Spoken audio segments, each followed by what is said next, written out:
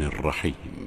هل أتى على الإنسان حين من الدهر لم يكن شيئا مذكورا إنا خلقنا الإنسان من نطفة أمشاج نبتليه فجعلناه سميعا بصيرا إنا هديناه السبيل إما شاكرا وإما كفورا إنا أعتدنا للكافرين سلاسل وأغلالا وسعيرا إن الأبرار يشربون من كأس كان مزاجها كافورا عينا يشرب بها عباد الله يفجرونها تفجيرا يوفون بالنذر ويخافون يوما كان شره مستطيرا ويطعمون الطعام على حبه مسكينا ويتيما وأسيرا إنما نطعمكم لوجه الله لا نريد منكم جزاء ولا شكورا إنا نخاف من ربنا يوما عبوسا قمطريرا فوقاهم الله شر ذلك اليوم ولقاهم نضرة وسرورا وجزاهم بما صبروا جنة وحريرا متكئين فيها على الأرائك لا يرون فيها شمسا ولا زمهريرا ودانية عليهم ظلالها وذللت قطوفها تذليلا ويطاف عليهم بآنية من فضة وأكواب كانت قوارير من فضة قدروها تقديرا ويسقون فيها كأسا كان مزاجها زنجبيلا عينا فيها تسمى سلسبيلا ويطوف عليهم ولدان مخلدون إذا رأيتهم حسبتهم لؤلؤا منثورا وإذا رأيت ثم رأيت نعيما وملكا كبيرا عاليهم ثياب سندس خضر واستبرق وحلوا أساور من فضة وسقاهم ربهم شرابا طهورا إن هذا كان لكم جزاء وكان سعيكم مشكورا إنا نحن نزلنا عليك القرآن تنزيلا فاصبر لحكم ربك ولا تطع منهم آثما أو كفورا واذكر اسم ربك بكرة وأصيلا ومن الليل فاسجد له وسبحه ليلا طويلا إن هؤلاء يحبون العاجلة ويذرون وراءهم يوما ثقيلا نحن خلقناهم وشددنا أسرهم وإذا شئنا بدلنا أمثالهم تبديلا. Pembukanya Alhamdulillahirabbil alamin wassalatu wassalamu wa israfil anbiya'i wal mursalin wa ala alihi wa sahbihi ajmain amma ba'd. Segala puji bagi Yang Maha Kuasa Tuhan seluruh alam. Semoga solawat dan keselamatan tercurahkan selalu kepada Nabi dan Rasul termulia, keluarga dan sahabat-sahabatnya. Mohon izin menyampaikan ada kajian online. Peserta mohon memute-kan audio. Ahmad mohon menonaktifkan video. Selama kajian berlangsung, mohon disimak dan tidak sibuk sendiri. Ikat ilmu dengan catatan, kita siapkan Al-Quran. Pertanyaan boleh secara langsung dengan raise hand dulu atau ketik di kolom chat. Kita ikhlaskan niat kita semata mencari ilmu agama dan mencari ridho Allah Ta'ala. Kita berdoa kepada agar Allah Ta'ala memudahkan kita dalam memahami ilmu agama. Kajian ini disiarkan live streaming di channel YouTube PP Pogi. Kajian-kajian yang telah lalu juga bisa disimak kembali di channel YouTube. Nah, jadi sebagaimana tadi saya sudah menyampaikan kepada Ustadz ya bahwa ini memang topik yang eh, bagus sekali dan insya Allah ini bermanfaat Ustadz untuk kemudian kita bisa dengar dari Ustadz bagaimana sih kita yang apa namanya untuk kemudian mendamaikan ya karena kemudian orang sakit hati itu Ustadz biasanya itu kemudian jadi tak mau tegur sapa, tak mau kemudian silaturahim. Monggo Ustadz, silakan Ustadz, kami siap mendengarkan. Baik, barakallahu fiik, jazakallah khair, syukran jazilah kepada Dok.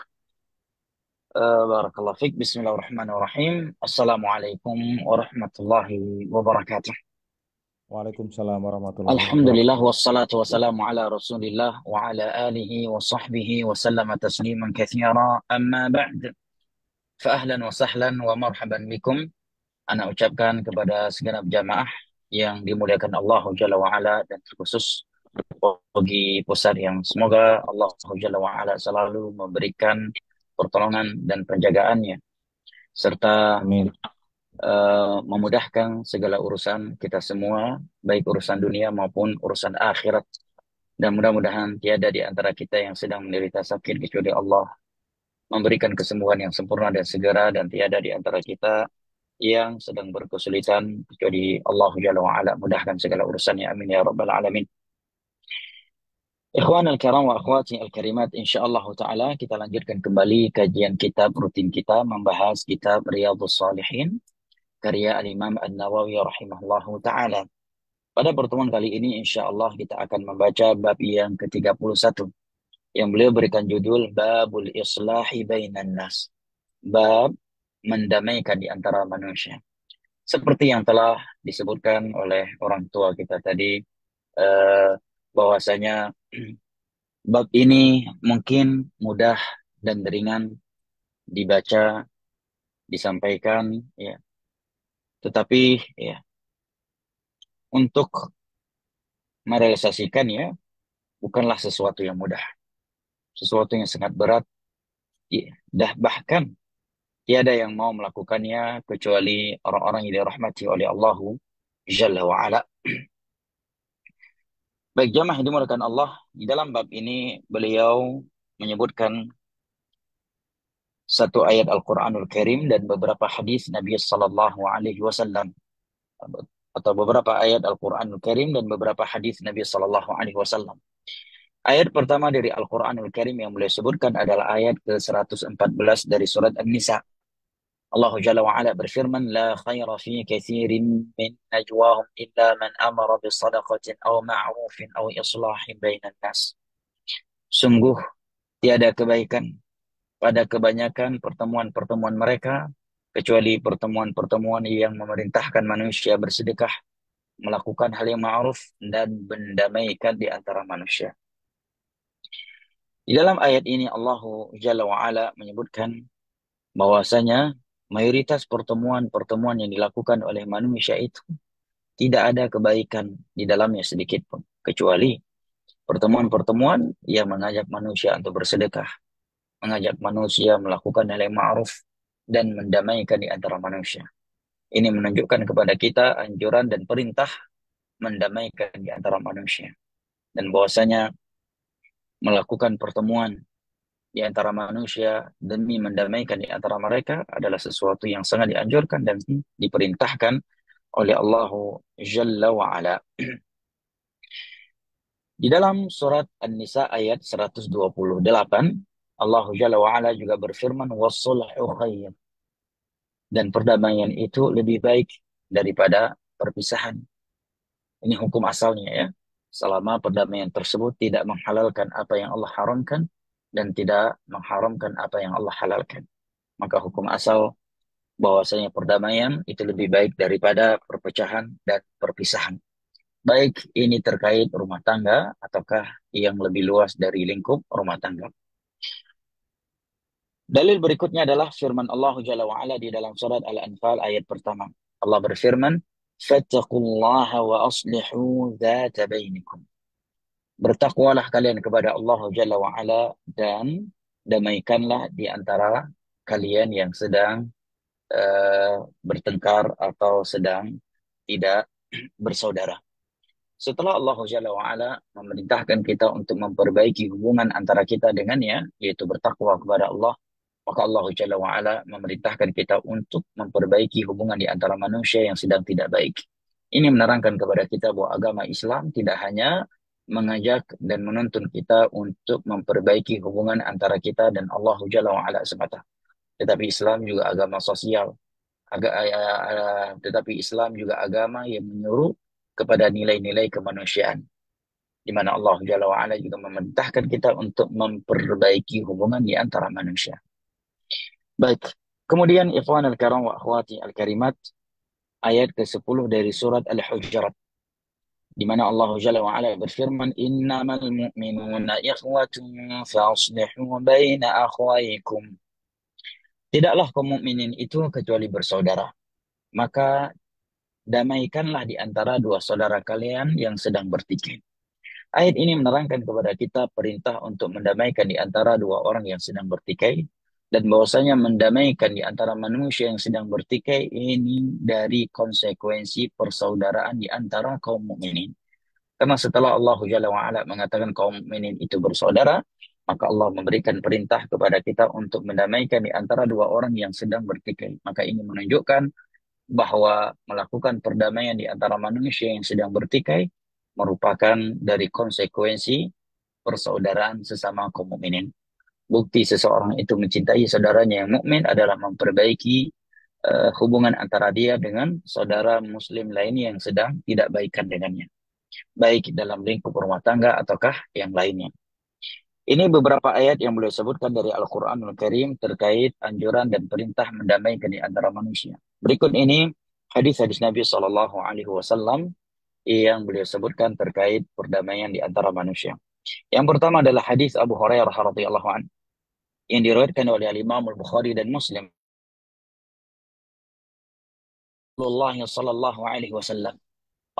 Sallallahu Alaihi Wasallam pernah bersabda, "Kullu sunama minan nasi alaihi sadaqah, kulla yawmin tatlu'u fihi syams, ta'dilu baina ithnaini sadaqah, wa tu'inu ar-rajula fi dabati fatahmilu 'alayha, aw tarfa'u lahu 'alayha mata'ahu sadaqah, wal kalimatu at-tayyibatu sadaqah, wa bi kulli khutwatin tamshiha ila as-salati sadaqah, wa tumitu al-adha 'ani at-tariqi sadaqah."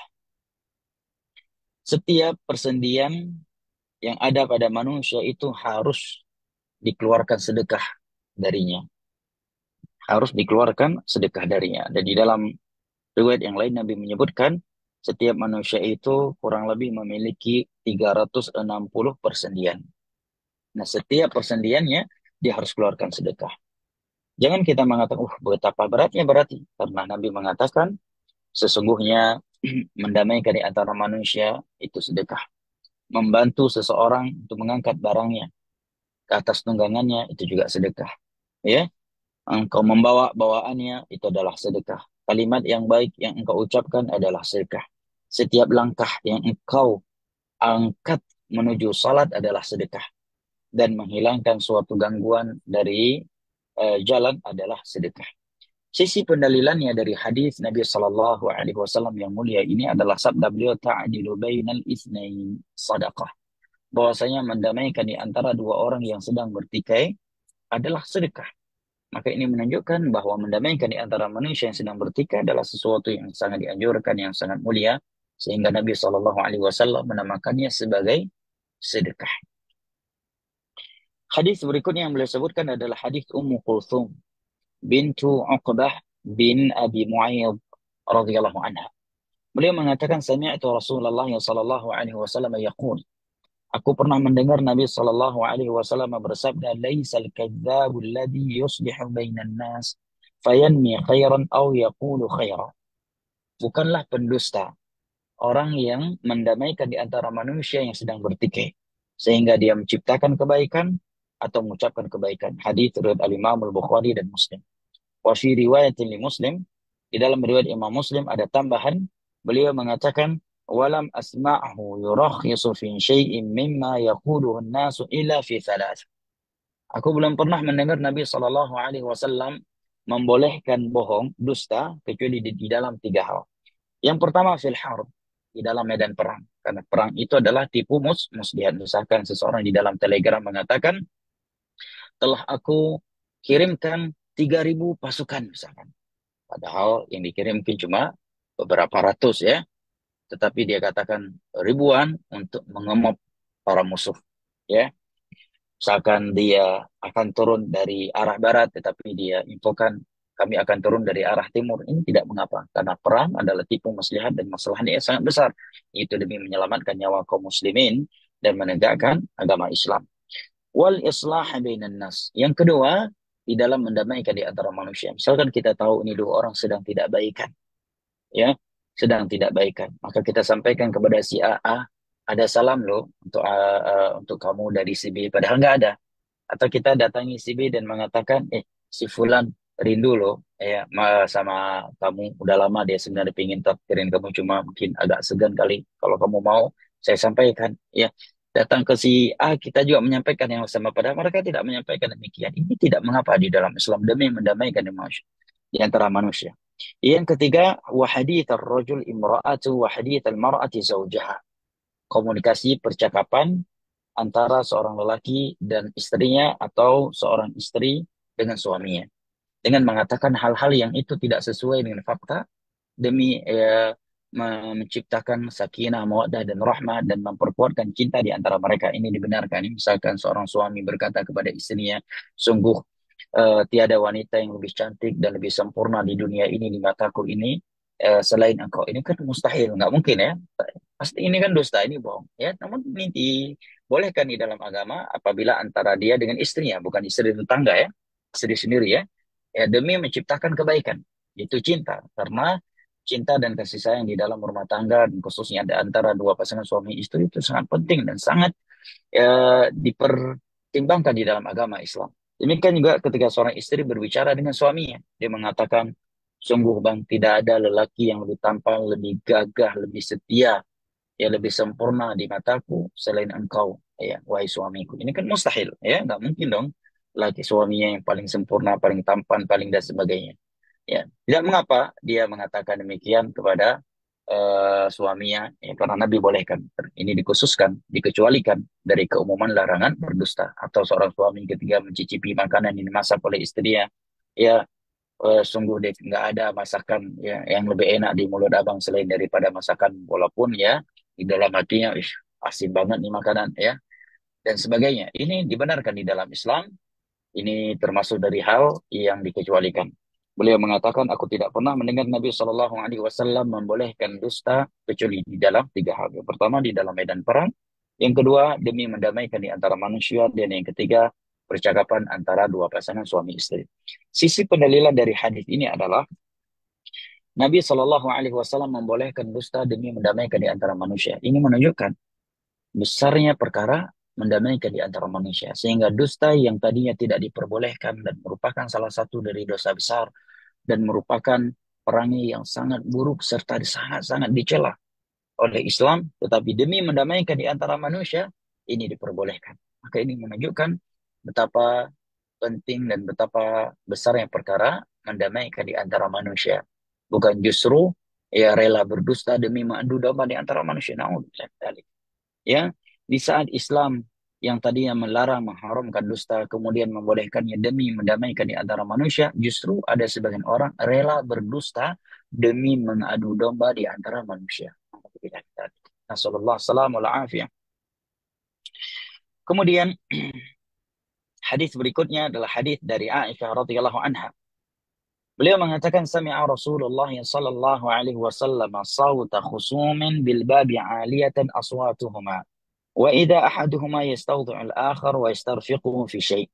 Suatu ketika Nabi sallallahu alaihi wasallam mendengar suara dua orang yang sedang bertengkar.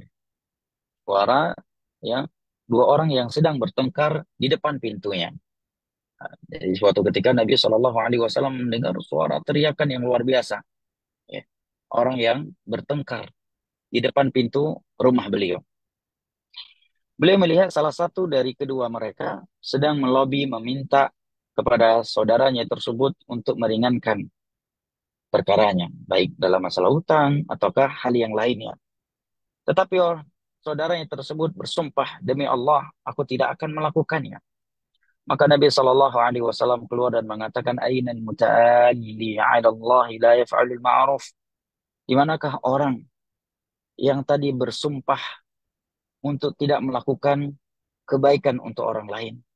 Artinya Nabi Shallallahu Alaihi Wasallam ingin menasihatinya, kenapa kamu bersumpah tidak melakukan suatu kebaikan kepada saudaramu yang kamu mampu melakukannya? Ketika Nabi bertanya demikian, manakah orang yang tadi bersumpah tidak akan melakukan yang ma'ruf? Maka orang tersebut menjawab, ana ya Rasulullah. Aku wahai Rasulullah sallallahu alaihi wasallam. Falahu ayyu dzalika ahad. Karena Nabi sallallahu alaihi wasallam mendamaikan antara dia dengan saudara yang tersebut dan menganjurkan dia untuk memudahkan urusan saudara yang tersebut. Dia pun mengatakan, kalau demikian wahai Rasulullah, aku ya penuhi apa yang dia inginkan. Lihat buah dari perdamaian yang dilakukan oleh Nabi Shallallahu Alaihi Wasallam di antara mereka berdua ini. Hadis riwayat Al-Imam Al-Bukhari dan Muslim. Hadis ini menerangkan kepada kita anjuran mendamaikan di antara manusia. Sehingga Nabi Shallallahu Alaihi Wasallam yang sedang di dalam rumahnya rela keluar dari rumahnya untuk mendamaikan di antara dua sahabatnya yang sedang bertikai. Ya, mana salah satu dari keduanya meminta kepada saudara yang tersebut untuk memudahkan urusan hutang piutang di antara mereka. Nabi Shallallahu Alaihi Wasallam yang menasihati pemilik utang tersebut agar mau ya melakukan kebaikan untuk saudara tersebut sehingga dia pun melakukannya. Hadis ini juga memberikan pembelajaran kepada kita bahwa kita ya apabila ya, dinasihati untuk berbuat baik kepada orang lain, maka lakukanlah kalau kita mampu melakukannya. Tidak perlu egois ya.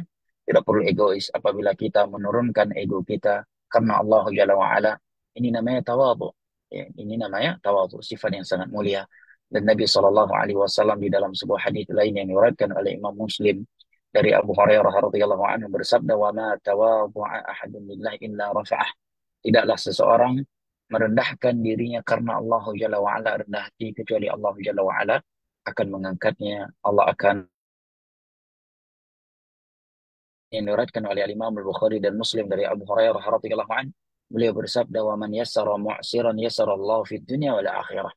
Barang siapa yang memudahkan orang yang sedang berkesulitan, maka Allah Jalla wa ala akan mudahkan segala urusannya di dunia dan akhirat. Hadis berikutnya adalah hadis yang datang dari Abu Abbas Sahal bin Sa'ad As-Sa'idi radhiyallahu anhu. Beliau menyebutkan anna Rasulullah sallallahu alaihi wasallam balaghahu anna Bani Amr kana bainahum syarr. Sampai berita kepada Nabi Shallallahu Alaihi Wasallam bahwasanya telah terjadi pertikaian atau keributan di antara Bani Amr kabilah, di antara masyarakat Bani Amr bin Auf. Maka Nabi Shallallahu Alaihi Wasallam pun keluar mendatangi kampung mereka, tempat mereka. Yuslih bainahum fi unasin ma'ah. Beliau mendamaikan di antara mereka. Beliau datang dengan beberapa sahabatnya. Fahubisa Rasulullah Shallallahu Alaihi Wasallam wa hanatis salah. Masuklah waktu salat, tetapi Nabi Shallallahu Alaihi Wasallam masih tertahan di tengah-tengah mereka. karena sedang mendamaikan mereka.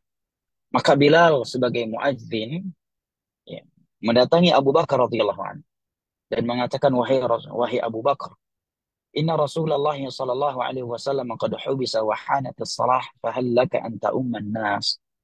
Wahai Abu Bakar, sesungguhnya Rasulullah sallallahu alaihi wasallam eh, telah tertahan karena sedang mendamaikan di antara manusia, itu masyarakat Bani Amr.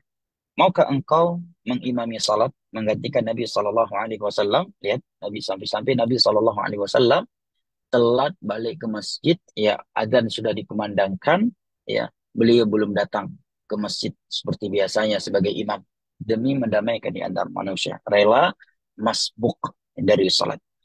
Maka Abu Bakar menjawab, "Na'am, baik kalau demikian wahai Bilal, in syi'ta, kalau kamu mau, maunya seperti itu." Faqama Bilalun as-salah.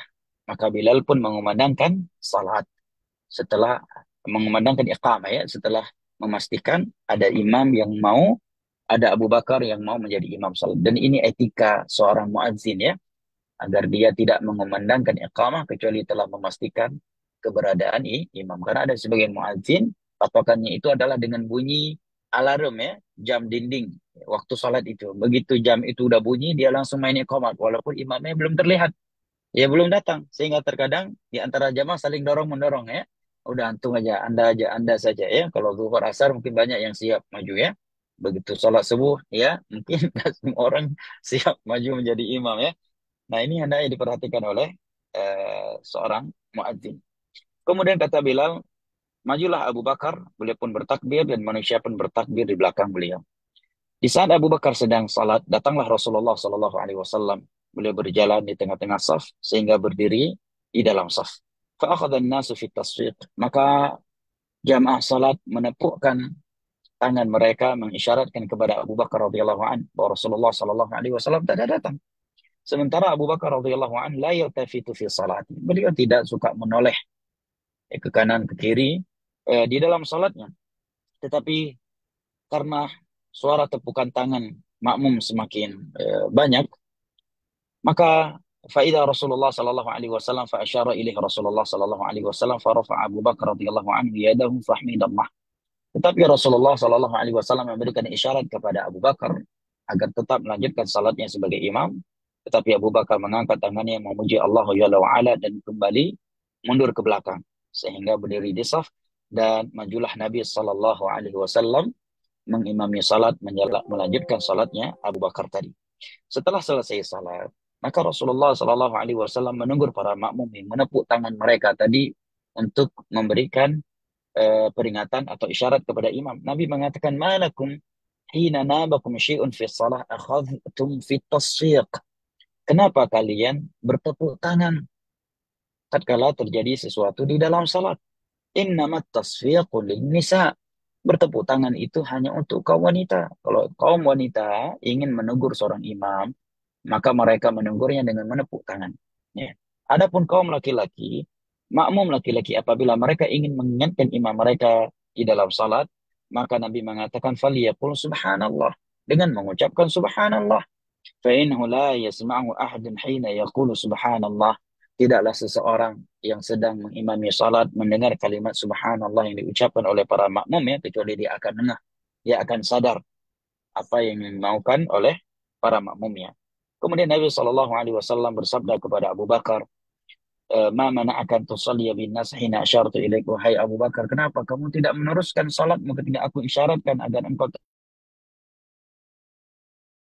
yang bagili atau yang bagili bin Abi Quhafah an yusalliya bin nas baina yaday Rasulillah sallallahu alaihi wasallam. Wahai Rasulullah, sungguh tidak pantas bagi Abu Bakar mengimami salat kaum muslimin sementara Rasulullah sallallahu alaihi wasallam berada di sisinya. Hadis ini riwayat Al-Imam Al-Bukhari dan Muslim. Hadis yang lumayan panjang, dan hadis ini memberikan kepada kita banyak pembelajaran jamaah yang dimuliakan Allah. Namun kita fokus untuk pembahasan yang sedang kita bahas, yaitu pentingnya mendamaikan di antara manusia, sehingga Nabi Shallallahu Alaihi Wasallam terluput dari sholat sunnah qabliyah, ya. Bahkan ketika adzan dikumandangkan, beliau masih berada di tengah-tengah masyarakat yang sedang beliau damaikan. Bahkan sempat masbuk sholat sehingga Abu Bakar radhiyallahu anhu menggantikan beliau mengimami salat. Ini semuanya Nabi Shallallahu Alaihi Wasallam lakukan demi mendamaikan di antara manusia. Ini menerangkan kepada kita betapa besarnya masalah perdamaian di antara manusia, sehingga salat merupakan rukun Islam yang paling besar dalam Islam. Nabi Shallallahu Alaihi Wasallam ya eh, rela masbuk ya dan rela tidak menjadi imam pada beliau imam rawatib ya, digantikan oleh Abu Bakar radhiyallahu anhu demi mendamaikan di antara manusia. Ini semua dalil yang beliau sebutkan di dalam bab ini. Dari ayat-ayat dan hadis-hadis yang beliau sebutkan di dalam bab ini, semua yang menjelaskan kepada kita pentingnya mendamaikan di antara manusia, dan seorang yang memiliki pengaruh di antara manusia agar memberikan perhatian untuk hal ini. Karena tidak semua orang bisa mendamaikan. Kadang mungkin yang pertama, tidak semua orang mau mendamaikan di antara manusia. Yang kedua, mungkin ada orang yang mau mendamaikan di antara manusia, tetapi belum tentu dia bisa mendamaikan di antara manusia karena mungkin dia bukan seorang tokoh yang ditokohkan. Maka bagi orang yang didengar ucapannya agar tidak mensepelekan perkara ini. Apalagi dengan perdamaian yang dia lakukan tersebut, maka manusia yang tadinya bertikai jadi bersaudara, manusia yang tadinya hampir menumpahkan darah di antara mereka jadi bersatu, dua pasangan suami istri yang sedang bertengkar dan sudah di ujung kaku, ya, sudah di ujung kuku nasib rumah tangga mereka menjadi suami istri yang saling cinta mencintai kembali, ya, saling memahami dan saling memaafkan di antara mereka. Ya. Sampai-sampai tadi telah kita ketahui Nabi Shallallahu Alaihi Wasallam membolehkan dusta demi mendamaikan di antara manusia. Namun ya sayangnya sebagian manusia justru berbalik, ya, mereka rela meninggalkan sholat, rela berdusta demi mengadu domba di antara manusia. Oleh karenanya Nabi Shallallahu Alaihi Wasallam bersabda, la yadkhulul jannata namam. Tidak akan masuk surga manusia-manusia yang mengadu domba di antara manusia. Ya, sangat marah Nabi Shallallahu Alaihi Wasallam kepada orang yang suka mengadu domba. Ya, sehingga Nabi mengatakan tidak akan masuk surga pelaku adu domba. Karena di saat Al-Quran dan As-Sunnah memerintahkan kita mendamaikan di antara manusia, sampai diperbolehkan kita dusta untuk mendamaikan di antara dua orang yang sedang bertikai, dia justru rela berdusta, ya, untuk mengadu domba di antara manusia. Dengan ini kita telah menyelesaikan bab yang ke-31 ini. Mudah-mudahan bermanfaat. Barakallahu fikum. Jika waktu masih tersisa, maka saya persilahkan untuk sesi tanya jawab. Barakallahu fikum.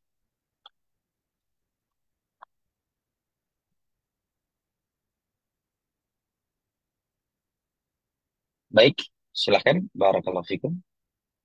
Jika ada tanya jawab.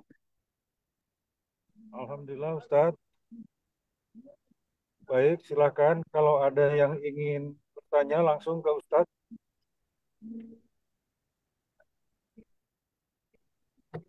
Jadi memang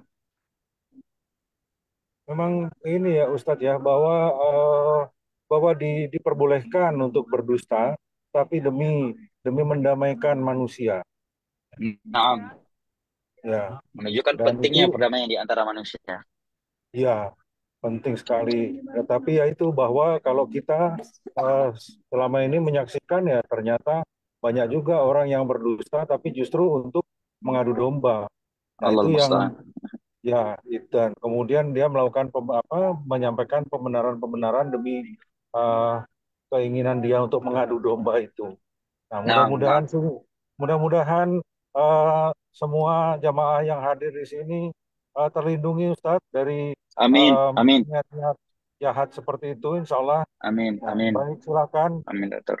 silakan jamaah kalau ada yang ingin bertanya.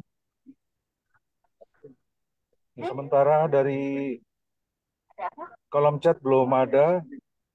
Mungkin ada yang ingin menanyakan langsung, silakan.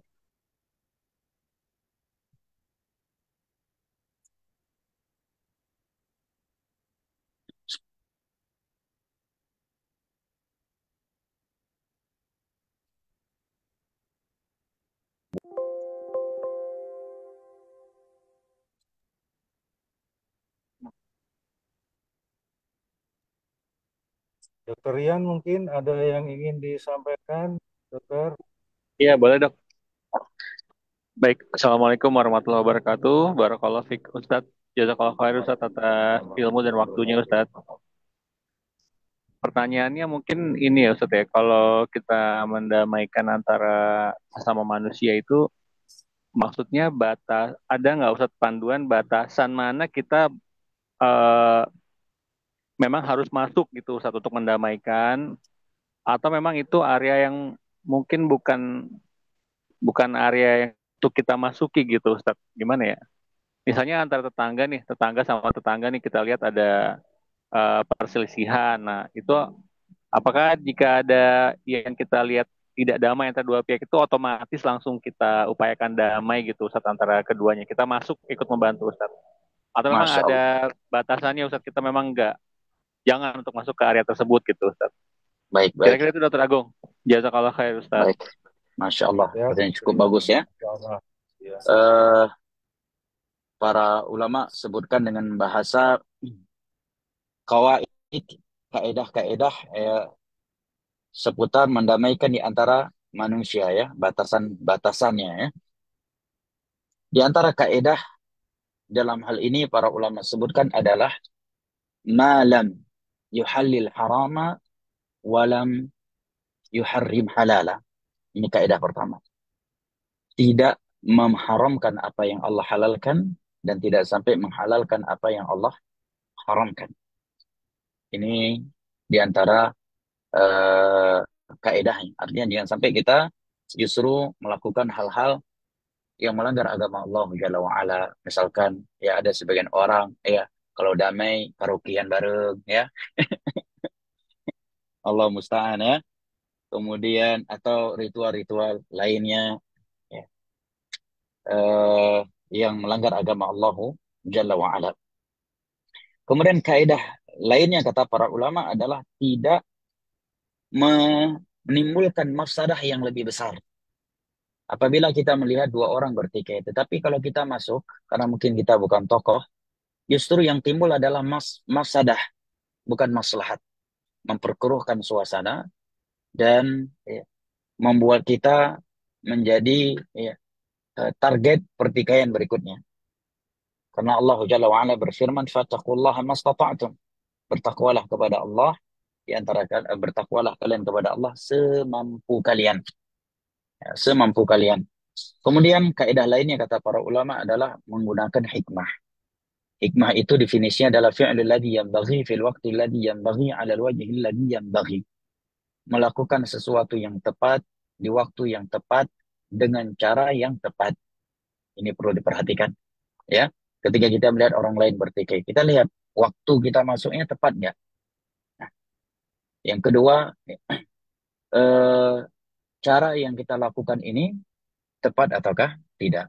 Dan perbuatan kita ini ataukah tepat ataukah tidak? Ini hal yang penting. Nah, terkait dua tetangga tadi yang sedang bertikai, kemudian kita ingin mendamaikan di antara mereka, maka yang pertama kita lihat, kita mampu tidak melakukannya. Kalau mampu, maka kita wajib melakukannya. Yang kedua, ya kita harus melihat cara yang paling tepat, waktu yang paling tepat, dan hal paling tepat yang harus kita lakukan untuk mendamaikan di antara mereka.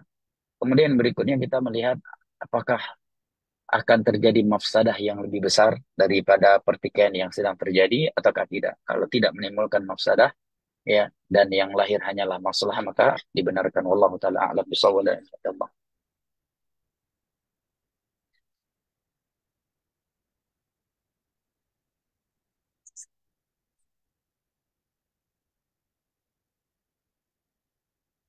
Nah, demikian Dr. Rian. Nah, Barakallahu Ustaz fikum. barakallahu fiik Ustaz. Jazakallah khair Ustaz. Silakan Dr. Agung. Makasih Dr. Agung. Alhamdulillah, alhamdulillah. Ya. Ustadz, ini ada pertanyaan, tapi kelihatannya sih relevan apa enggak sama acara hari ini, topik hari ini. Tidak mengapa, Tapi ini tidak mohon mengapa, izin Dok. saya bacakan. Assalamualaikum Ustadz, apa hukum pengembangan dana haji yang dikembalikan kepada jemaah menjadi nilai manfaat hingga mengurangi biaya pelunasan haji? Apakah termasuk riba? Jazakallah khairan. Dana yang diberikan kepada jamaah haji hasil Ya, ya hukum pengelolaan ya, pengembangan dana haji Ustaz ya. pengembangan dana haji. Ya, dikembalikan kepada jamaah. Eh baik, wallahu a'lam bishawab wal ilmu indallah. Saya belum cukup ilmu untuk menjawab pertanyaan ini, Dok. Barakallahu Baik fiik. Ustaz. Insyaallah akan Ana tanyakan pada orang yang lebih berilmu dari Ana. Barakallahu Baik fiik, Dok. Ustaz. Wallahu a'lam. Jawabannya la adri. I don't know, Dok. Barakallahu fiik. Siap. Yes. Itu Ibu Siti Nurhayati. eh, Mohon maaf, Ustadz belum bisa jawab. Mungkin kalau ada pertanyaan yang lain, silakan Ibu Siti Nurhayati.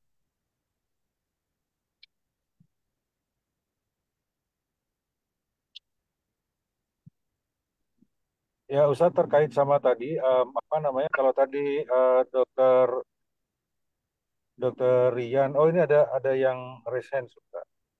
Baik.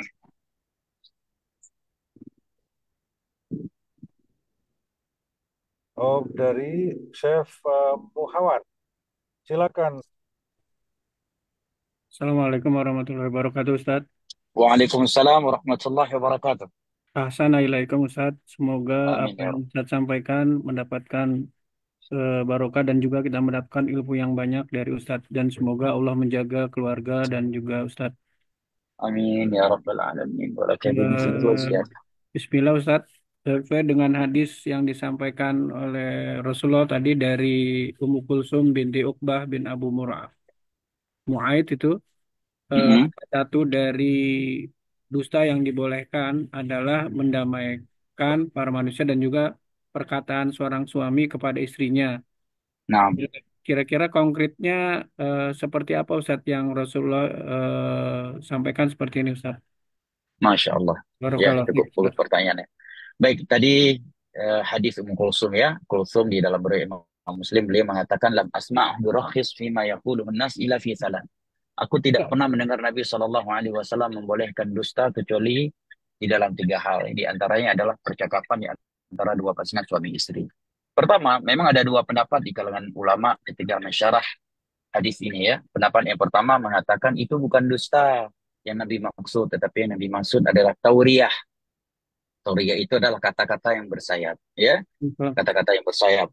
Ini pendapat yang pertama. Pendapat yang kedua mengatakan enggak, memang dusta. Karena kalau sekedar tauriah tidak hanya dalam tiga hal ini, dalam hal yang lain juga diperbolehkan. Maka tidak ada eh, makna khusus Nabi mengecualikan tiga hal ini. Dan pendapat yang kedua ini yang lebih kuat.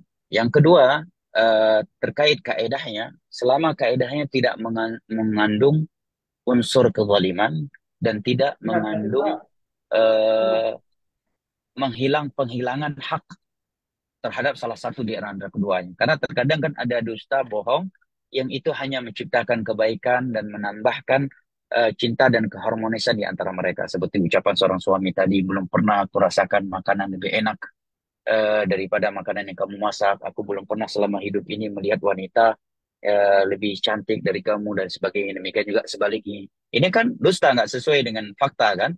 Nggak mungkin dong di dunia ini wanita tercantik adalah istrinya yang paling sempurna dari segala sisi adalah istrinya. Ini tidak mengapa. Tetapi apabila dusta tersebut ya membuat hak istrinya terkurangi atau si seorang istri berdusta sehingga mengurangi hak daripada suaminya. Contoh lainnya mungkin contoh yang bisa relatif ya. Oleh karena nggak diberikan contoh khusus oleh Nabi. Mungkin kalau boleh kita contohkan eh, seorang yang eh, poligami, dia berdusta, akhirnya mengakibatkan hak salah satu dari istrinya itu ya tidak terberikan olehnya. Ini dusta yang nggak dibenarkan ya. Dusta seperti Nabi Shallallahu Alaihi Wasallam saat itu mungkin itu bukan contoh ini, tapi Nabi pernah bersumpah untuk tidak minum madu lagi di rumah salah satu istrinya ketika sebagian istrinya itu marah, sehingga turunlah ayat dalam surat At-Tahrim menegur Nabi Shallallahu Alaihi Wasallam kenapa mengharamkan apa yang telah Allah halalkan. Artinya ini menunjukkan bahwasanya seorang suami istri seandainya diperbolehkan berdusta ketika bercakap di antara mereka demi menciptakan cinta dan kasih sayang di antara mereka, tetapi tidak boleh sampai membuat mereka eh, menggagalkan hak di antara mereka. Wallahu taala alam bisawab, wal ilmu inallah. Demikian Pak. Barakallahu fiik. Jelas Pak jawabannya? Syukron Ustadz, Barokallahu fiik. Afwan. Barakallahu fiik. Allah yahfadhak. Baik, alhamdulillah. Selanjutnya ada yang ini dari Fabiola, silakan. Assalamualaikum warahmatullahi wabarakatuh, Pak Ustadz. Waalaikumsalam warahmatullahi wabarakatuh. Boleh saya izin bertanya di luar tema? Boleh, boleh, silakan. Barakallahu fiik. Eh, saya mau bertanya tentang olahraga kickboxing ya. Kickboxing. Eh, Ibu-ibu kickboxing nih. ya kan seperti Muay Thai gitu. Masya Allah. Jadi kalau untuk kickboxing itu ada ukuran untuk level-level tertentu kan, jadi ada ban putih, biru, Ya, putih, kuning, hijau gitu. Nah, ya. setelah ban biru untuk naik ke level Nah, berikutnya itu harus ikut pertandingan dengan tujuan mengalahkan lawan. iya. Walaupun belum tentu menang, tapi harus sering ikut pertandingan gitu. Jadi bisa naik ke ban Nah, coklat, dan untuk naik lagi lebih tinggi lagi itu harus ikut pertandingan yang lebih kayak internasional gitulah levelnya. nah, nah, Ya, nggak harus menang tapi harus ikut pertandingan. Nah, tapi nah. saya pernah baca hadis katanya kalau kita ikut olahraga bela diri itu dalam Islam kita boleh, asalkan bukan yang bertujuan untuk apa mengalahkan ya, atau menghancurkan lawan gitu. Benar nggak ya? Mm-mm. Nah, Seperti tidak. itulah, something along those lines. Jadi eh, maksud saya itu, saya jadi bingung gitu, apakah sebenarnya boleh atau enggak ini ikut kickboxing ini? Nah, baik. Barakallahu Jazakallah fiik khair, ya. Pak Ustadz. Berarti pertanyaan terkait olahraga ya. Baik itu kickboxing ataukah taekwondo atau yang semisal dengannya ya. Para ulama menyebutkan beberapa kaidah dasar di dalam hal ini. Yang pertama, secara umum segala sesuatu yang bermanfaat untuk agama dan dunia seorang muslim itu tidak terlarang di dalam agama ini ya. Karena hukum asal pada perkara dunia adalah al-ibahah, adalah kebolehan. Oleh karena Nabi Shallallahu Alaihi Wasallam mengatakan, ihris alama yang bersemangatlah engkau melakukan segala sesuatu yang bermanfaat untukmu, baik perkara dunia maupun dalam perkara akhirat. Terkhusus masalah bela diri ya, Nabi Shallallahu Alaihi Wasallam di masanya itu menyaksikan para sahabat beliau dari Ethiopia yang bermain radhiyallahu anha ikut menontonnya. Beliau menontonnya dengan menempelkan kening beliau, pipi beliau ke pipi Nabi Shallallahu Alaihi Wasallam.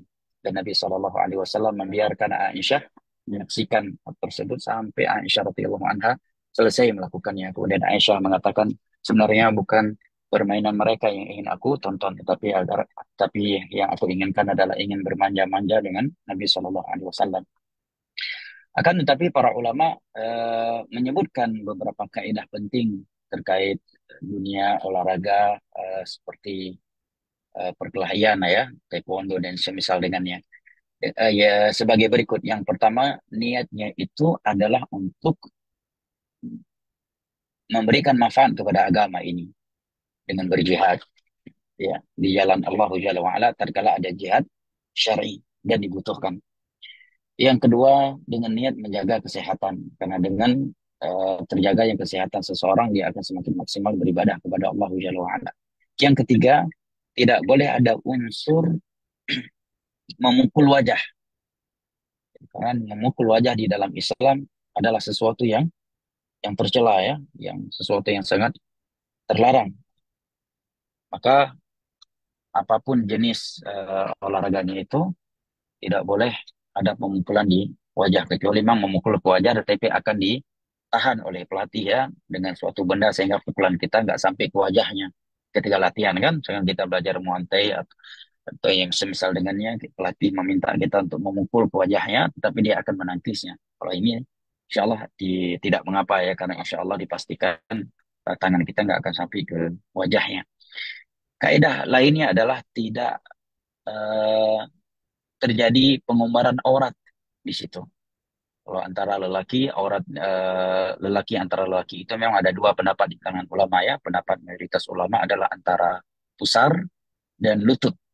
Pendapat sebagian ulama yang lainnya adalah eh, aurat besar ya dan yang berat yang sekitarnya, artinya kurang dari antara lutut dan pusar.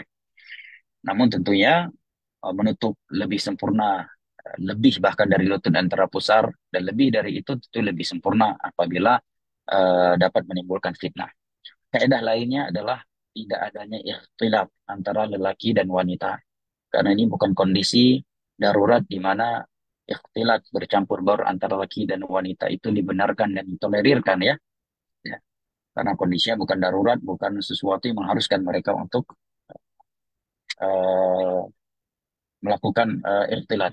Kaidah lainnya adalah tidak adanya simbol-simbol penyembahan kepada selain Allah seperti yoga para ulama sebutkan. Walaupun ketika dia melakukannya dia tidak niat, tidak berniat untuk menyembah dewa. Tetapi simbol-simbol yang dia lakukan tersebut adalah simbol-simbol penyembahan kepada selain Allah yang dilakukan oleh selain kaum muslimin. Dan Nabi Shallallahu Alaihi Wasallam mengatakan, "Man tasyabbah biqaumin fahuwa minhum." Barang siapa yang menyerupai suatu kaum, maka dia bagian dari kaum tersebut. Seperti di beberapa olahraga itu, seperti karate ya, ada penyembahan begini terlebih dahulu ya. Ini kan nggak ada kaitannya dengan olahraga tersebut ya, tidak ada hubungannya. Itu Wallahu a'lam bishawab menyerupai simbol-simbol agama lain. Dan Nabi mengatakan man tasyabbaha biqaumin fahuwa minhum. Karena siapa yang menyerupai suatu kaum maka dia bagian dari kaum tersebut. Nah, Masya Allah, barakallahu fiik. Ibu-ibu belajar muante apa tujuannya, Bu? Bagus untuk kardionya, Oh, Pak Ustadz. Jadi ketahanan baik, tubuh sama itu. baik, baik. Nah, Nah, iya, Masya Allah, ngeri juga nih kalau punya istri jago muante, jago taekwondo. iya. Nah, Baik, untuk barakallahu fiik. maaf Pak Ustadz, ini lagi kalau untuk latihannya sih nggak ada percampuran antara laki-laki dan wanita, tapi sorry bukan untuk latihan, untuk pertandingannya. Nah, Tapi waktu latihannya semuanya digabung dalam satu kelas gitu. ini yang tidak dibenarkan karena hukum asal berikhtilat dengan wanita berbeda jenis. Ini sesuatu yang terlarang di dalam agama kita ya, la yakhluwan rajulun bimra'atin illa wa ma'akali, kecuali dalam kondisi yang mengharuskan ya, pengobatan, pendidikan yang tidak mungkin dihindari. Tapi kalau olahraga kan masih ada solusi lain. Yang pertama, olahraga tidak harus dan dia bisa mencari guru lain dan komunitas lain di mana tidak bercampur baur. Karena kita ketahui seperti yang dikatakan oleh para ulama bahwa bercampurnya lelaki dengan kaum wanita itu ibarat kayu bakar yang dilemparkan ke dalam api. Dan para ulama mengatakan salamatul qalbi la ya'diluha syai'. Keselamatan hati itu nikmat yang tiada tara, selamat dari syahwat. Dan Allah berfirman, wala tatabi'u khutuwati syaitan. Hati-hati kalian yang sampai mengikuti langkah-langkah syaitan. Betapa banyak orang jatuh ke dalam jurang syahwat disebabkan komunitas dan lingkungan. Ya, Allah taala alam bisawab, la ilmu illallah. Jazakallah khair Pak Ustadz. Wa ya barakallahu fiik. Masih ada yang lain? Ada Ustaz, Nah, Alhamdulillah. Bu Tiwi, silakan. Baiklah. Assalamualaikum warahmatullahi wabarakatuh. Ustadz, Waalaikumsalam ini juga warahmatullahi di luar wabarakatuh. tema ada Baik. titipan pertanyaan mengenai Nah, zakat mal. Ustadz, jadi gini, ada seorang ibu orang tua tunggal. nah, Nah, salah satu anaknya itu ikut mantan suaminya, tapi apa ya, tidak mampu gitu Ustadz, tidak apa, boleh nggak zakat mal dari si mantan istrinya itu diberikan ke anaknya yang kan tidak dalam pengasuhan gitu, boleh nggak begitu? anaknya itu anak kandung atau Anak kandung, anak kandung cuma tidak di bawah pengasuhannya, di bawah pengasuhan mantan suaminya. ini dibahas oleh para ulama dalam judul hukum memberikan zakat kepada usul ya atau furu' ya, kepada Hmm. anak atau orang tua di mana mereka adalah anggota keluarga yang wajib kita nafkahi. Apakah anaknya tersebut yang di luar asuhnya itu sudah besar, sudah bisa mencari nafkah sendiri atau masih berada di dalam nafkah beliau, Bu? karena ini dirinya Masih juga. masih di bawah umur, masih sekolah, masih SMA gitu kayaknya. Nah, kalau masih di bawah umur, Ya. maka tidak boleh. Karena dia masih wajib menerima nafkah dari orang tuanya. Oh, Nah, yang wajib memberi nafkah bukannya mantan suaminya ya Pak Ustadz kalau kayak gitu. betul. Apa ibu apa ya? Nah, hukum asal mantan suaminya wajib memberi nafkah kepada anaknya. Tetapi apabila seorang anak memiliki seorang ibu yang memiliki kemampuan dan dia masih di bawah umur dan ayahnya tidak memberikan nafkah, maka seorang ibu ya harus membantunya. Makanya Ummu Salamah radhiyallahu anha bertanya kepada Nabi Shallallahu Alaihi Wasallam, wahai Rasulullah, apakah aku mendapatkan pahala memberikan nafkah kepada anak-anaknya Abu Salamah setelah beliau meninggal dunia ya? Maka Nabi Shallallahu Alaihi Wasallam mengatakan, nah, ya, karena mereka masih di bawah umur dan tiada orang tua yang menafkahinya kecuali ibunya, ya. Apabila suaminya tidak memberikannya, maka yang dia berikan kepada anaknya ini adalah nafkah, kecuali anaknya ini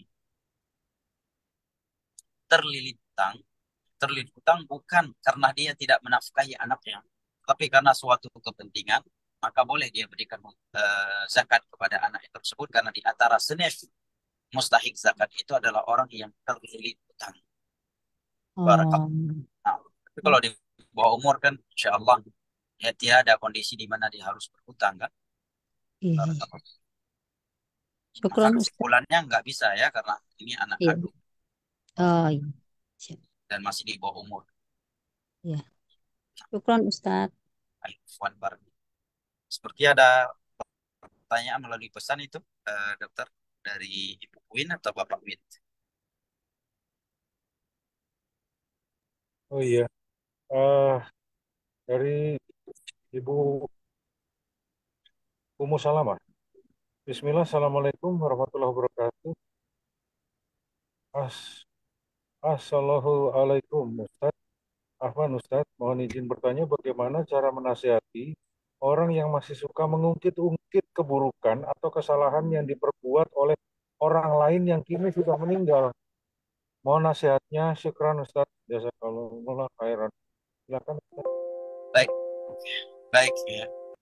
Orang yang seperti ini terkadang memang tidak ada obatnya selain kita berdoa kepada Allah Jalla wa'ala agar Allah menjauhkan kita dari orang tersebut dan agar Allah Jalla wa'ala memperbaikinya ya. Karena orang yang seperti ini terkadang sulit berubah meskipun nasihat telah disampaikan kepadanya berulang kali ya.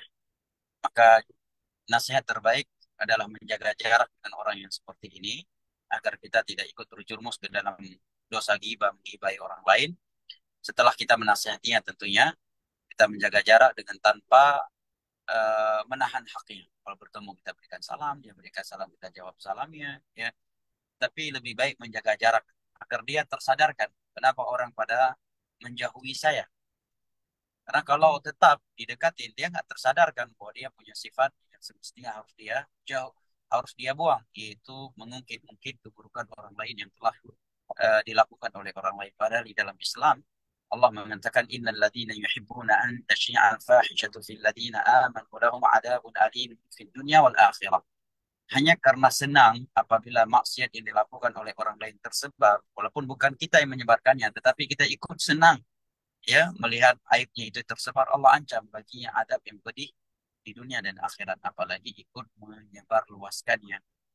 Barakallahu fikum. Lebih baik orang seperti ini setelah dinasehati kita menjaga jarak agar kita tidak ikut terjerumus ke dalam dosa ghibah ya. Karena sungguh dosa-dosa kita sendiri lebih banyak daripada dosa-dosa orang orang lain. Oleh karena sebagian ulama mengatakan sungguh beruntung mereka yang tersibukkan memperbaiki aibnya sendiri dari memperbaiki aib orang lain. Barakallahu fikum.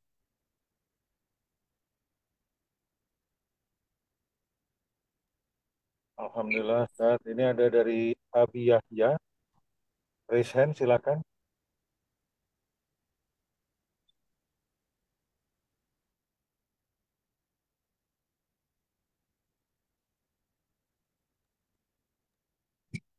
Ya, Abi Yahya silakan.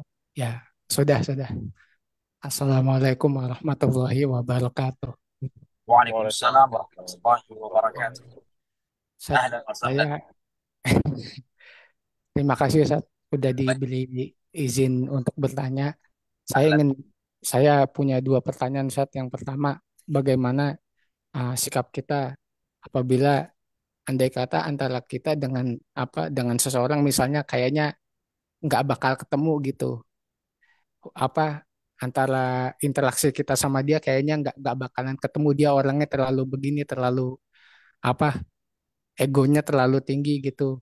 Terus Nah, apa namanya nggak mau ngalah dan sebagainya, sehingga kita merasa wah kayaknya kalau saya sama orang ini nggak bakalan ketemu gitu. Itu bagaimana sikap kita seharusnya Ustaz? Itu yang baik. pertama.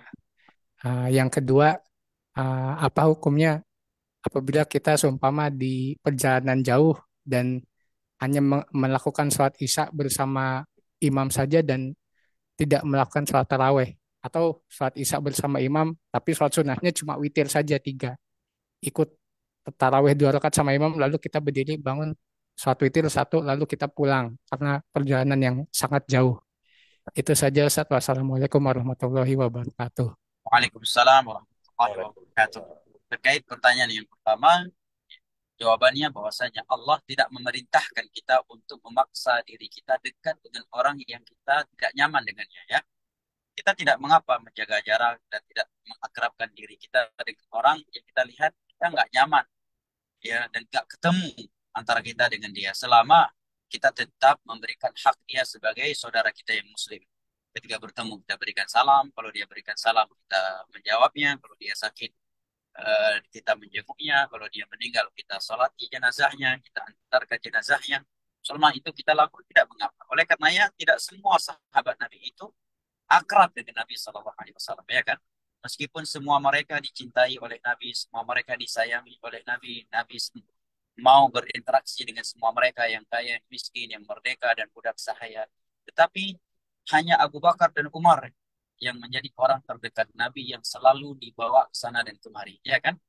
Tetapi di waktu yang sama hanya Hudzaifah radhiyallahu anhu yang dipilih oleh Nabi untuk menjadi pemegang rahasia beliau tentang nama-nama orang munafik. Abu Bakar dan Umar saja yang lebih dekat, yang lebih mulia di sisi Nabi daripada Hudzaifah, tidak dipilih oleh Nabi Shallallahu Alaihi Wasallam untuk memegang rahasia beliau terkait nama orang-orang munafik. Ini menerangkan kepada kita fikih pertemanan, ya, bahwasanya ada sebagian orang, tol benda kan, ada sebagian orang dia cocok kita jadikan teman bisnis, tetapi tidak cocok kita jadikan teman safar. Ada orang cocok kita jadikan teman safar, tapi tidak cocok kita jadikan teman bisnis. Ada yang cocok kita jadikan partner bisnis, nggak cocok dijadikan sebagai menantu atau mertua, ya. Ada orang cocok dijadikan sebagai teman belajar biar kita semangat, tetapi nggak cocok dijadikan teman ngopi, terlalu kaku, terlalu serius bawaannya. Ini hal yang dibenarkan dalam Islam. Oleh karena Nabi pernah mengatakan di hadapan para sahabatnya, tidak ada orang yang membuatku lebih nyaman, lebih berani menggunakan hartanya dan bersahabat dengannya selain daripada Abu Bakar radhiyallahu anhu. Ini jawaban pertanyaan pertama. Yang kedua terkait bolehkah kita hanya sholat isya berjamaah bersama imam, kemudian kita tidak sholat tarawih bersamanya, atau sholat tarawih tetapi hanya 2 rakaat atau 3 rakaat. Ya, saja. Jawabannya boleh. Baik Anda sebagai musafir maupun mukim. Kenapa? Karena sholat tarawih hukumnya sunnah. Baik bagi mukim maupun bagi musafir. Di dalam bulan Ramadan maupun di luar bulan Ramadan. Oleh karenanya, kalau kita melihat dalil-dalil tentang sholat tarawih, nggak ada dalil dari Al-Quran dan Sunnah yang menyebut tentang tarawih. Semuanya dalilnya adalah tentang qiyamul lail, tentang tahajud. Karena tarawih itu memang bahasa ulama, ya. Karena tarawih artinya istirahat kecil. Karena keumuman kaum muslimin beristirahat sejenak antara 2 rakaat atau setiap selesai 4 rakaat. Maka dinamakan tarawih, istirahat sejenak, istirahat kecil. Maka jawabannya tidak mengapa. Bahkan kita mukim sekalipun kita boleh tidak salat malam, karena salat malam hukumnya sunnah, artinya tidak dosa, ya.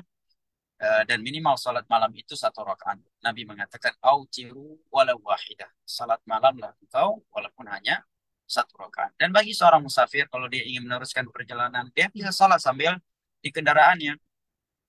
Ya, karena salat sunnah di dalam safar itu boleh dilakukan tanpa berdiri dan tanpa menghadap ke kiblat, hanya dengan menggerak-gerakkan kepala. Dia sambil nyetir atau sebagai penumpang, ya dia salat sambil menggerak-gerakkan kepalanya tanpa harus menggerak-gerakkan tangannya dan tanpa harus menggerakkan anggota tubuh lainnya.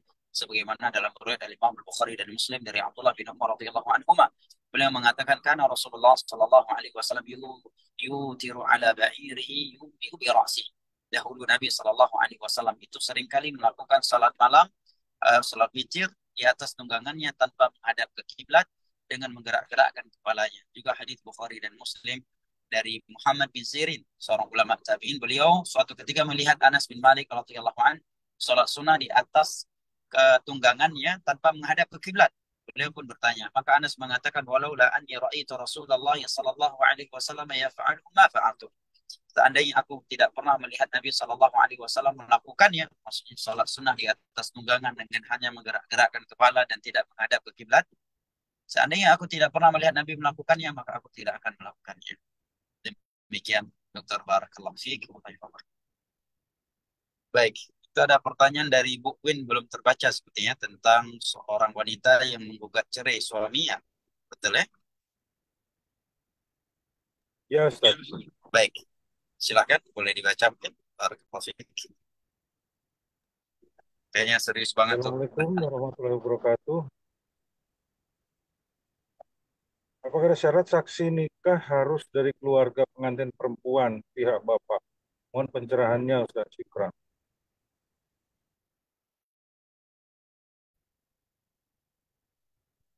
Apakah saksi nikah harus dari Pihak bapak. tidak ya? Saksi nikah minimumnya 2 orang, Muslim, thiqah, baik dari kerabat kedua mempelai ataukah dari selain mereka. Adapun dari wanita kewajibannya adalah wali. La nikah illa bi wali. Tidak ada nikah tanpa wali. Adapun saksi ya itu tidak harus dari keluarga kedua mempelai atau salah satu dari keduanya selama mereka Muslim. Barakallahu fiik. Alhamdulillah, Ustaz. Baik. Sepertinya ada satu pertanyaan yang serius Ya, itu. Bismillah, izin bertanya. Ya, siap, Ustaz. Jika seorang wanita menggugat cerai suaminya karena suaminya berkhianat selama 2 tahun dan ternyata sudah menikah siri tanpa seizin istri sah, jika wanita tersebut tidak ingin berdamai, tetap ingin bercerai, bagaimana menurut Pak Ustadz? Mohon izin juga menjelaskan secara Islam nikah siri. Baik, barakallahu fiik. Ini serius nih dok ya.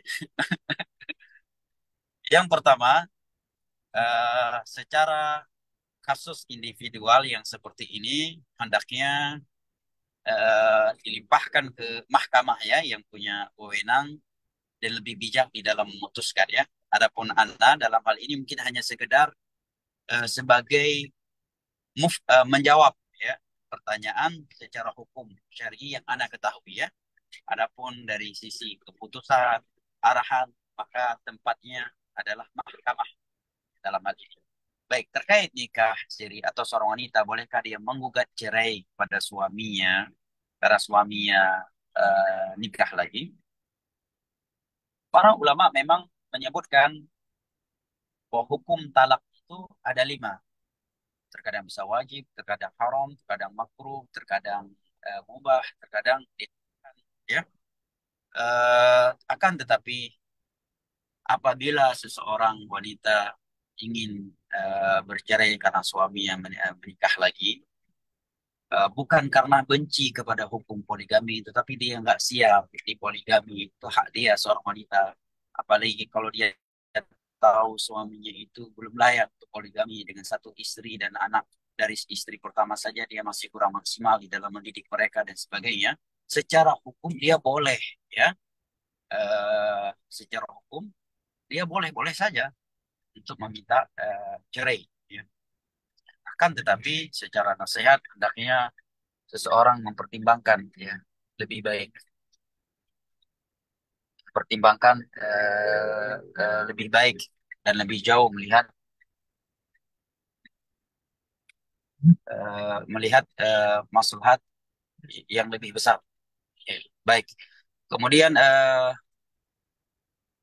terkait nikah siri, secara hukum apabila saksinya ada dan walinya juga ada, secara hukum sah ya. Namun secara nasihat maka jangan dilakukan. Kenapa? Ya. Eh, Kenapa jangan? Karena ini menyelisihi peraturan pemerintah ya.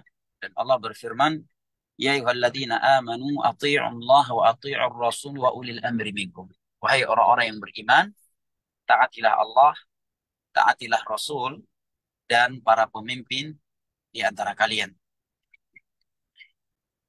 Dan selama peraturan yang dibuat oleh pemerintah itu bisa ditaati dan mampu untuk ditaati, maka setiapnya ditaati dan tidak boleh dilanggar. Namun dari sisi sah ya, karena ini eh, bukan bukan syaratnya sah pernikahan ya, bukan syarat sah. Bukan syarat sah pernikahan harus resmi. Secara sah-sah, namun kalau itu peraturan pemerintah tidak boleh dia mendapatkan dosa dari sisi tidak taat kepada aturan pemerintah. Kita ini menjawab ya, bukan sedang mau menghakimi kondisi rumah tangga yang ditanyakan. Barakallahu fiik. Selama saksinya ada dan walinya ada. Namun secara nasihat untuk tidak dilakukan karena nanti berkaitan dengan akte kelahiran, nasib istri kedua secara warisan dan juga nasib anak-anaknya. Barakallahu fiik. Bisa lurus.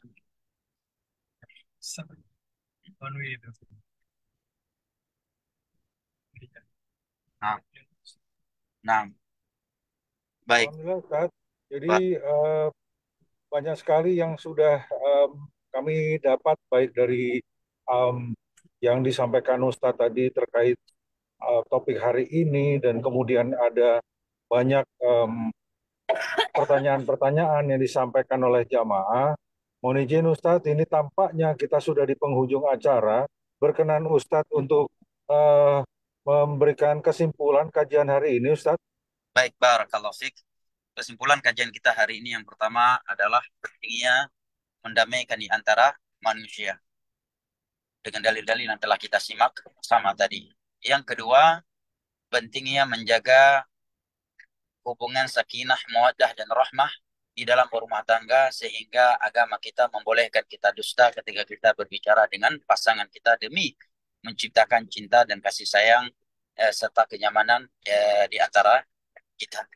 Wallahu ta'ala a'lam bis-shawab wal ilmu indallah. Kiranya ini yang dapat kita kaji pada kesempatan kali ini. Mudah-mudahan Allah Jalla wa Ala menjadikan kita dari hamba-hamba yang Ia merdekakan dari api neraka di setiap malam bulan Ramadan, dan semoga Allah Jalla wa Ala memberikan pertolongannya kepada kita untuk bisa maksimal beribadah di bulan yang berkah ini. Kiranya ini yang dapat saya sampaikan, lebih dan kurangnya saya mohon maaf. Wabillahi taufiq wal hidayah wa sallallahu ala nabiyyina Muhammad wa ala alihi wa sahbihi wasallam wa akhir da'wana alhamdulillahi rabbil alamin. Assalamualaikum warahmatullahi wabarakatuh. كيف حالكم جميعا يا طلاب العلم؟ Waalaikumsalam. Khair, Masya Allah. Imran udah berapa juz hafalannya? Tidak, satu iman, satu seislam. Mudah-mudahan ya kita berdoa dan memohon kepada Allah agar mendapatkan kemuliaan yang dikhabarkan oleh Dari kaki kuburan. Bismillah wa ala millati Rasulillah sallallahu alaihi wasallam. Kita manusia akan turun. Makanya Nabi sallallahu alaihi wasallam mengatakan istaqimu wa la tuhsu. Istiqamah kalian tidak bakalan mampu. Artinya Pak, kita berusaha istiqamah lurus, ada saat kita futur. Tapi kalau tatkala kita futur, jangan dibiarkan. Karena berapa banyak orang melakukan kejahatan di balik penampilan yang baik, atau memang dia ingin penampilan